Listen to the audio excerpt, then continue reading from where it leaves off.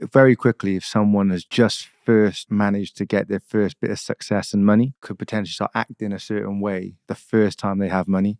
And I think that when someone gets money, they lose it, and the second time they get it, I think that that's where you really build character, because the first time you get it, you get excited and you start doing, usually making stupid decisions, depending on your personality, but generally someone makes a few more stupid decisions. You're not as mature as you would be. You probably lack a lot of business acumen the first time you get money. And then if you do lose it and you get it again the second time around, I think that you're way more cautious. You understand that it doesn't last forever.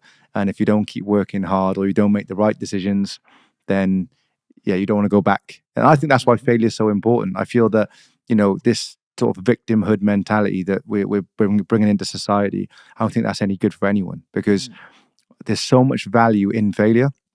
And I think that understanding failure at a young age makes you realize that you don't like that feeling. It doesn't feel good. And the quicker you learn to win, and then you realize what winning is compared to losing, not many people are going to choose, and no one's going to choose losing, right? It doesn't feel very good to lose. So I think that, yeah, failure is really important. So if you do get money, you lose it, you get it again, I don't think that's a bad thing. Yeah, I agree. What I'm thinking about in my head when you're talking about this is my driving test. Mm, And I failed my first time. I was only yeah. 17, but that's no excuse. I just wanted to go for things soon as possible. And I failed. Second time, I didn't even want to tell my parents because I was like, I'm going to go for a second one. I don't want the pressure. So I went again and I failed again. And the driving instructor's name was Victor.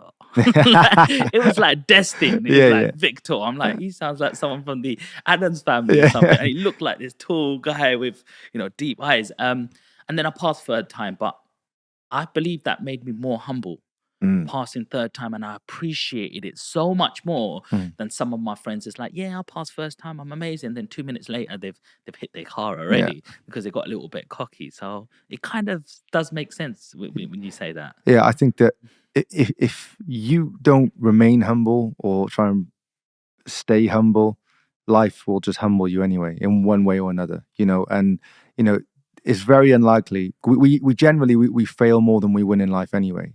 That's Yes. typically what happens. As long as your wins are bigger than your failures, Yeah. then you should do all right. But generally we test and test and test. That's all you can do in life, right?